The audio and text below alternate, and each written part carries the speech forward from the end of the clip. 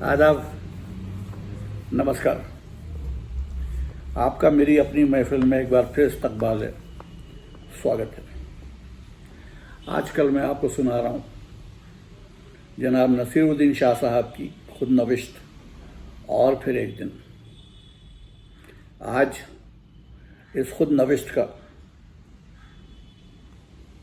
5वां बाब उन्वान है क्रिकेट मेरी तीसरी माशूक। हर साल क्लास में मेरा दर्जा गिरता गया, टॉन्सिल निकाल दिए गए, आले तनासुल पर बाल आने लगे। रुपए में 16 आने की जगह 100 नए पैसे ने ले ली, मीलों की जगह किलोमीटर ने। लड़कियों के बारे में अनबूझ उत्सुकता सताने लगी और मैं अपने अंदर समाता चला गया। उन सालों के दौरान सिर्फ 2 दोस्त बने, करमचंद राज केसी सिंह जो काशीपुर रियासत के राजा हैं, तब राजकुमार थे, पर यह बात उन्होंने कभी नहीं जताई, और सतविंदर परली ढीगरा, दोनों फराख दिल बेलौस तकादा न करने वाले दोस्त, जिन्होंने मुझे जैसा भी मैं था अपना कर दोस्ती का हाथ बढ़ाया। बाद के बरसों में इन दोनों से मेरा बस उड़ता उड़ता राब्ता ही रहा, पर इनकी दोस्ती की कई सुहाने यादें अब भी हैं। छुट्टियों में घर जाना स्कूल से ज़्यादा बेमज़ा हो गया था। घर का मतलब अब सिर्फ था लेज़र जैसी बाबा की आंखें चश्मे के ऊपर से मुझे भेदती हुई। बार बार उठता हुआ ये सवाल कि मुस्तकबिल के सिलसिले में मैंने कुछ सोचा कि नहीं। मिमियाते हुए मेरा उस साल फिर बुरे नंबर मिलने के बहाने ढूंढना और ट्यूशन के लंबे घंटों की बोरियत झेलना। अरबी पढ़ाने वाले मौलवी साहब के अलावा ट्यूटरों की एक पूरी कतार लगी रहती, जिन पर बेचारे बाबा अपनी तनख्वाह का अच्छा खासा हिस्सा बेकार खर्च करते। उन ट्यूटरों के लिए मेरी दिली तमन्ना थी कि बंगले के अहाते में कदम रखते ही हमारा जर्मन शेफर्ड कुत्ता जूलो उनके चीथड़े उड़ा डाले, पर अफसोस उनमें से एक ही जूलो के हत्थे चढ़ा। खून तो नहीं बहा, सिर्फ पतलून फटी और कलाई में मोच खाने के बाद 3 गांव पार करके ही दम लिया उसने। छुट्टियां बल्कि जिंदगी ही एक बोझ बनकर रह गई थी। दोनों भाई मुस्तकबिल की तैयारी करने में लगे थे और पसीने में तर कैकहों का मरकज क्रिकेट का मैदान भी वीरान पड़ा रहता। अब थी तो बस कभी कभी तांगे की सवारी, रेडियो पर क्रिकेट की कमेंट्री, खेलने के लिए जूलो, और इतवार की सुबह प्रभात टॉकीज में अंग्रेजी फिल्म। सरधना जाना भी दूभर हो गया, क्योंकि तकरीबन सभी मामुओं और खालाओं की शादियां हो चुकी थी, और अब हमें हर साल शादमानियों में शामिल होने के बजाय जनाजे उठाने जाना पड़ता। हबीब मंजिल उजाड़ नजर आने लगी, उसकी शान शौकत झड़ झड़ के गिर रही थी। पुरानी दीवारें चटकने लगी थीं, बंटवारे शुरू हो चुके थे। आने वाली पुश्तें घरों और ज़मीनों पर जब अपने हिस्से के दावे करने लगी तो नई दीवारें खड़ी हो गईं। खटारा टी मॉडल फोर्ड बिक गई, उसकी जगह बग्घी आई जो ज़्यादा दिन नहीं चली। घोड़ा रखना कार से ज़्यादा महंगा साबित हुआ। खश तलब अय्याशियों के लाले पड़ गए। शिकार भी कभी कभार ही होता। असलहे के दाम आसमान को छू चुके थे और काले हरन धरती से गायब हो रहे थे। ग्रामाफोन पर धूल जमने लगी। न नए रिकॉर्ड आ रहे थे, न नई सुइयां। ममेरे चचेरे भाई बहन बड़े होकर अपनी अपनी जिंदगी जी रहे थे। सर धने से भी मन उबने लगा। अब तो वहां भूत भी दिखाई नहीं देते थे। 7वीं क्लास में सैम वापस गया तो जान में जान आई जब पता चला कि उस साल मिस पैरी के बजाय हमारे टीचर जॉन लेफ्रेव नाम के नौजवान मर्द हैं। सिगरेटें खुद बनाकर पीते थे, हमेशा तंबाकू की महक आती थी उनसे, घड़घड़ाती मध्यम सुर की आवाज़ थी।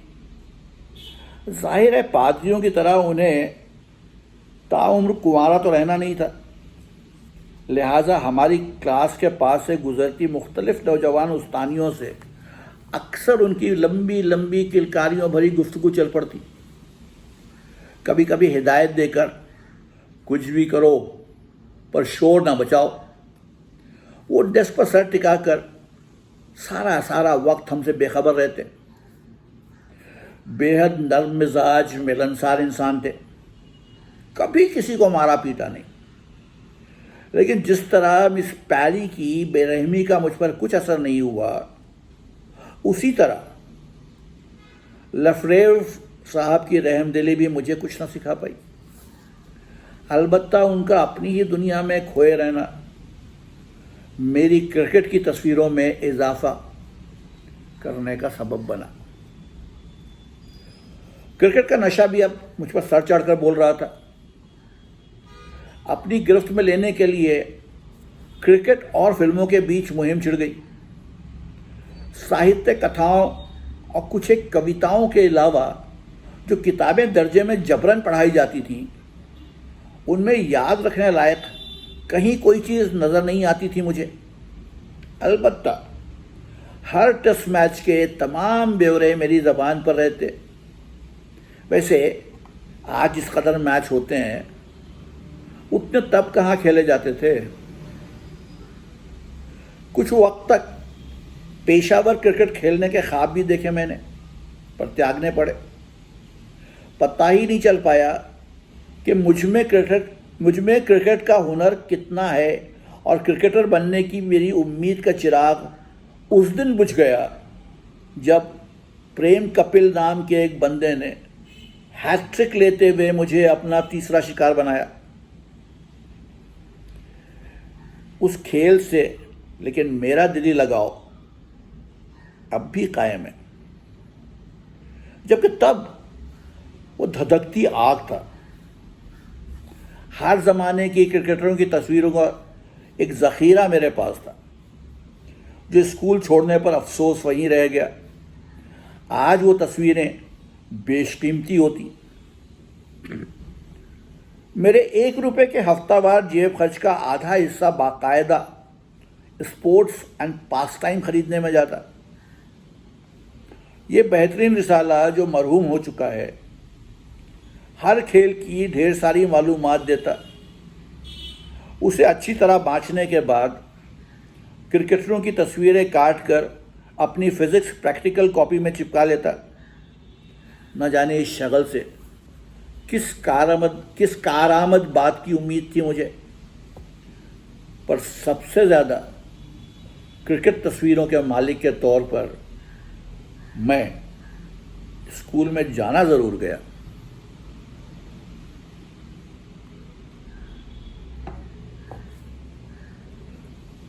क्रिकेट बनाम फिल्म, इस शशो पंच में मैं बहुत दिन अटका नहीं रहा। क्रिकेटर बनने के लिए ख़ास हुनर और शख्सियत की ज़रूरत होती है, तभी वो इतने कम थे। उसके बनिस्बत अदाकार बनना मुझे मुमकिन लगा, तो मैंने आसान रास्ता चुना। क्रिकेट बड़ी बेरहम माशूक है और अदाकारी से 1000 गुना मुश्किल। आज भी क्रिकेट मैच देखूं या फिल्म, इस बात पर मन में कशमकश होती है, लेकिन पर्दे पर नज़र आने वाली दुनिया से क्रिकेट मुकाबला नहीं कर सकता। शायद उसी मस्नूई रंग में ढलकर क्रिकेट टीवी पर आज इस कतर छाया हुआ है। क्रिकेट में महज एक गलती शान और अपमान का फर्क मिटा सकती है। फिल्मों में हमेशा आखिर में सब कुछ ठीक हो जाता है। सुपर हीरो पर भरोसा रखकर आप चैन की नींद सो सकते हैं। उस जादुई दुनिया का कोई वजूद नहीं है, पर उसमें हमेशा पनाह ली जा सकती है। कहना पड़ेगा, जो थोड़ी सी हिंदी फिल्में मैंने बचपन में देखी, उनमें जादू नहीं, निरी बेवकूफ़ियाँ ही थीं। बेशर्मी से चुराई हुई कहानियाँ और भौंडी पेशकश। ये फिल्में मुझे अपनी लपेट में न तब ले सकी और न अब। इनमें एक्टर अदाकारी करते नहीं, झूठ बोलते लगते थे। एक मुगलिया ड्रामे में शाहजहां कलाई पर घड़ी बांधे हुए मुझे याद है। ये फिल्में महज लापरवाही से पेश किया हुआ दिखावा लगती थी। एक लम्हे के लिए यकीन ना होता कि यह सब वाकई हो रहा है। एक अरसे बाद किसी हिंदी फिल्म के सेट पर काम करते हुए या कोई पटकथा सुनते हुए मेरे जहन में वही ख्याल कई बार उभरा, क्या ये वाकई हो रहा है? यही फिल्में लेकिन हर रोज दुनिया भर में अरबों को लुत्फअंदाज करती हैं और अरबों रुपए कमाती हैं। तो शायद मेरी परख में खामी हो, लेकिन हिंदी फिल्मों और उनके अदाकारों में मुझे ज़्यादा दिलचस्पी कभी नहीं रही। बम्बई की फिल्मी दुनिया में कोई रोल मॉडल मिलना भी दुश्वार रहा, अलावा राजकुमार साहब के। उनकी अजीब व गरीब अदाकारी के लिए नहीं, बल्कि उनकी सनक के लिए, जिससे उन्होंने अपने मफाद की हिफाजत की, अपने करियर को खूब लंबा खींचा और जब मन में आया पूरे बॉलीवुड को ठेंगा दिखाकर गोल्फ खेलने चले गए। 8वीं क्लास में एक साथी नजरुल हक ने मुझे सिगरेट पीना सिखाया और मैं बेहतरीन शागिर्द साबित हुआ। जलते हुए तंबाकू की महक और सिगरेट पीने वालों का अंदाज नौजवानों को हमेशा लुभावना लगा ही है। एक बार लॉन्ड्री में भेजी जा रही मेरी कमीज की जेब में मेट्रन को सिगरेट का टुर्रा मिल गया। तंबाकू नोशी की सजा थी बिना पूछताछ बेदखली। ठोस सबूत के सामने भी मैं अपनी बेगुनाही पर अड़ा रहा, पर दिल ही दिल में लगा कि बस जरा सी देर में बॉक्स रूम से मेरा ट्रंक उड़कर सामने आ गिरेगा। लेकिन कुछ सोचने पर मैट्रनों ने मामले को प्रिंसिपल तक ना ले जाने का फैसला किया। उनकी आम राय थी कि मुझ जैसा अहमक ऐसी हरकत नहीं कर सकता। सबको मालूम था कि कुछ सीनियर लड़के सिगरेट पिया करते थे। मुमकिन था उनमें से किसी ने वो सबूत जो उसे डुबो सकता था मेरी जेब में खिसका दिया हो। शक अब यकीन में तब्दील होने लगा कि मैं निरा अहमक हूं। मेरे गिरते हुए दर्जों के बावजूद बाबा कहते रहे, तुम हो तो ज़हीन।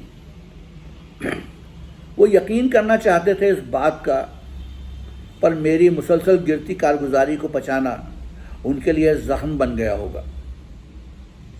एक अरसे तक मुझे खुद यकीन नहीं था कि मुझ में कुछ अकल है, लेकिन जब मेरा दिमाग वाकई चलना शुरू हुआ तो बहुत ही अनहोनी वजह से। उसके बयान में ज़रा वक्त लगेगा। क्रिकेट के स्कोर और जूलियस सीजर की तकरीरों के अलावा कुछ और याद करने से मेरी बेजारी मर्ज बन चुकी थी। ज़हीर को बाबा ने मुझे मैथ पढ़ाने पर लगाया और बेचारे ने अपनी पढ़ाई का कीमती वक्त ज़ाय करके मेरी खोपड़ी में मैथ की थोड़ी बहुत समझ भरने की हजार फजूल कोशिशें की। मेरा दिमाग एक जगह उतनी देर ठहरता ही नहीं था कि किसी सवाल का हल अपने गले से नीचे उतार सकूं और दूसरा सवाल सामने आ जाता। मैं समझने का दिखावा करता और ज़हीर लंबी आह भर के आगे बढ़ जाते। कभी कभी उनका दांत पीसना भी मुझे सुनाई देता। बचपन में जो साफ झूठ बोलकर यकीन दिला दे, ऐसा शख्स बड़ा होकर अदाकार बनता है, ये तो मैं जानता हूं। लेकिन जिस चीज़ में मेरी दिलचस्पी ना हो, उस पर ध्यान दे पाने पर दुश्वारी क्यों होती है, इसका मुझे इल्म नहीं। यह मामला यहां तक पहुंच गया है कि बातचीत अगर दिलचस्प ना लगे तो मुझे सुनाई ही नहीं देती। यह हुनर अक्सर मेरे लिए वरदान भी साबित हुआ। जब जब मुझे किसी मलऊन फिल्म की कहानी सुननी पड़ी जिसे मैं पहले 5 मिनटों में आजिज आ चुका होता, पढ़ाई का मामला यह हुनर अक्सर मेरे लिए वरदान भी साबित हुआ। तब जब मुझे किसी मलऊन फिल्म की कहानी सुननी पड़ी जिससे मैं पहले 5 मिनटों में आजिज आ चुका होता हूं। पढ़ाई का मामला बिल्कुल पाताल तक जा पहुंचा। जब 9वें दर्जे के सालाना इम्तिहानों में मेरी कारगुजारी इतनी बुरी थी कि ट्रिग्नोमेट्री के पर्चे पर कुछ भी लिखे बिना मैंने सादी कॉपी ही जमा करा दी। इतना उस पर ज़रूर लिख दिया, इस उम्मीद से कि मुम्तहिन को शायद मज़ा आए। जवाब मालूम है तो क्यों पूछते हो, और अगर नहीं तो मुझसे उसकी उम्मीद क्यों। जाहिर है कि उस बुढ़ऊ में कोई मज़ाहिया हिस्स नहीं थी और मेरी हाजिर जवाबी के बदले मुझे कंडा थमा दिया। मेरा औसत 30% रहा, जो अगले दर्जे में जाने के लिए काफ़ी नहीं था। पर बाबा को नतीजा पता लगने में वक्त था। घर पहुंचकर मैंने तपाक से बाबा को बताया कि इम्तिहान ठीक ठाक हुए और छुट्टियां हमेशा की तरह कटने लगीं। नतीजे जब तक नहीं आए, इम्तिहान के बारे में मैं मुकम्मल फरामोशी का शिकार रहा। बाबा की हरक्यूलिस साइकिल हमेशा चमकती हालत में रहती। अर्दलियों की टूठा साइकिलों की तरह नहीं, जिन पर हम सब ने साइकिल चलाना सीखा। घर लौटने पर बाबा की साइकिल की घंटी सुनाई देते ही हम तीनों में साइकिल को थामकर एक तरफ खड़ी करने की होड़ा होड़ी लगती। वजह यह कि जिसके हाथ वो आ जाती उसे घर का एक चक्कर मारने का मौका मिलता, वरना साफ करने के अलावा उसे छूना भी मना था। उस रोज सबसे पहले मैं पहुंचा। बाबा के कानों से गोया धुआं निकल रहा था, पर वो अक्सर ऐसे ही लगते थे।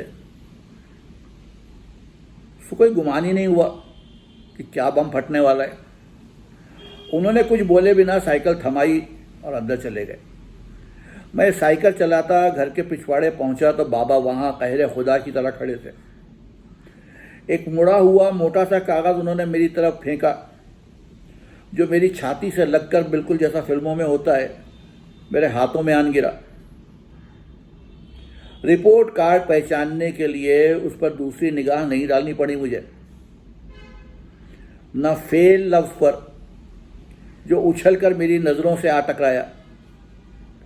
पता तो था कि इम्तिहान में क्या गुल खिलाकर आया हूं, लिहाजा धक्का नहीं लगना चाहिए था, और बड़े जोर का लगा। अब शुतुरमुर्ख को अपनी खोपड़ी रेत से बाहर निकालनी ही पड़ी। लेकिन सीने में जो दुख और शर्मिंदगी भरनी चाहिए थी, उसके बजाय मेरे दिमाग में उन तमाम फिल्मों का ख्याल तैरने लगा जो अगले साल सेम में दिखाई जाने वाली थी। इल्हाम सा हुआ कि मैं सेम वापस नहीं जाने वाला। अजमेर में मुझे दाखिला दिलाने की भागदौड़ शुरू हुई। मुश्किल ये थी कि अजमेर के सभी स्कूलों के अकादमिक साल पूरे होने वाले थे। और उनके सालाना इम्तिहानों में बमुश्किल 3 माह बाकी थे। साल का आखिर करीब था, लेकिन बाबा ने सेंट एंसल्म नाम की एक जिस्विट और जेजुइट स्कूल के प्रिंसिपल को मुझे दर्जा 9 में दाखिल करने और इम्तिहान में बैठने की इजाज़त देने पर राज़ी कर लिया। उन दिनों कैपिटेशन फीस का रिवाज नहीं था, लेकिन मदद करने पर एहसानों की अदला बदली होती ज़रूर थी। और अजमेर में बाबा बेरुसूख नहीं थे। मकसद था कि मेरे कुछ ही माह बर्बाद हो, पूरा साल नहीं। पर मैंने उस ज़हीन मंसूबे का भी कबाड़ा कर दिखाया। पिछले ही साल के निसाब पर और 3 महीनों की ट्यूशन के बावजूद मैं फिर फेल हो गया। ये सब दर्ज करते हुए ख्याल दिल में फन उठा रहा है कि जो नौजवान अदाकार इसे पढ़ेंगे उनके लिए शायद ही मैं अच्छी मिसाल साबित हूं। और अपने आप से पूछता हूं कि ये कहानी बताने लायक है भी? शायद है, शायद नहीं। पर जैसा मौजूद संगीत आलोचक और क्रिकेट प्रेमी श्री नेवल कार्डस ने ऑटोबायोग्राफी नाम की अपनी लाजवाब किताब में आधे मज़ाहिया ढंग से कहा है, इसे पढ़ने की मजबूरी किसी पर आयद नहीं है। मैं इसे लिख रहा हूं क्योंकि ये टोटका भी मेरे लिए और मेरी औलाद अगर मुझे समझना चाहे तो उनके लिए भी। लेकिन वो चाहे जो भी करें, मेरी दिली ख्वाहिश बल्कि दुआ है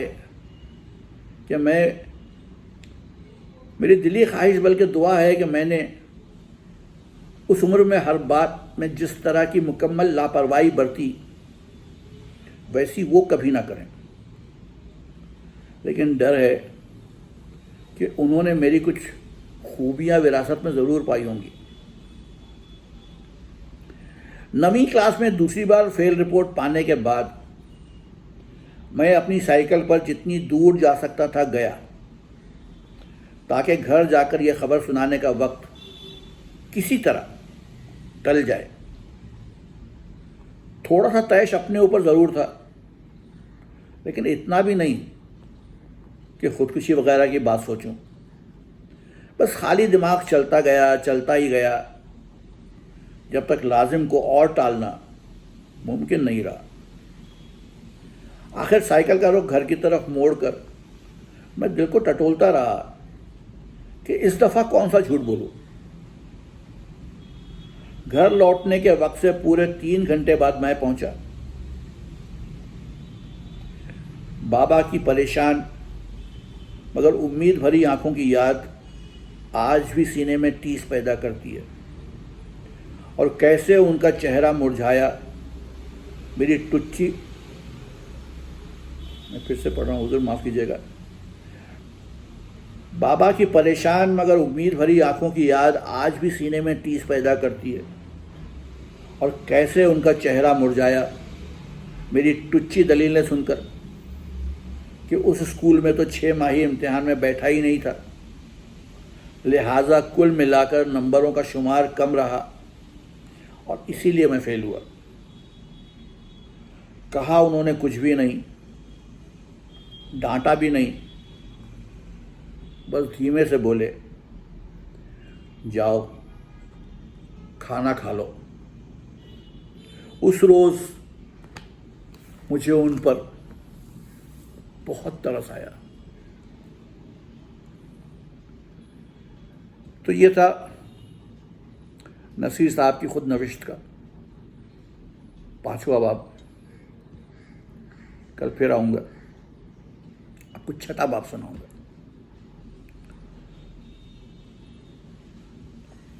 इजाज़त हो तो आपसे एक राज की बात कहूँ।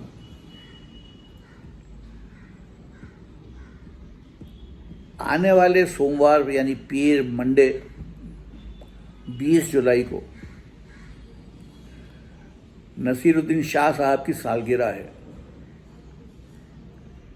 जन्मदिन है, बर्थडे है। आप में से जो लोग उन्हें जो पैगाम, संदेश, मैसेज देना चाहते हो उनकी सालगिरह पर, वो कमेंट बॉक्स में लिख दीजिएगा। हम उसे उन तक पहुंचा जरूर देंगे। चलिए, कल तक के लिए इजाजत दीजिए।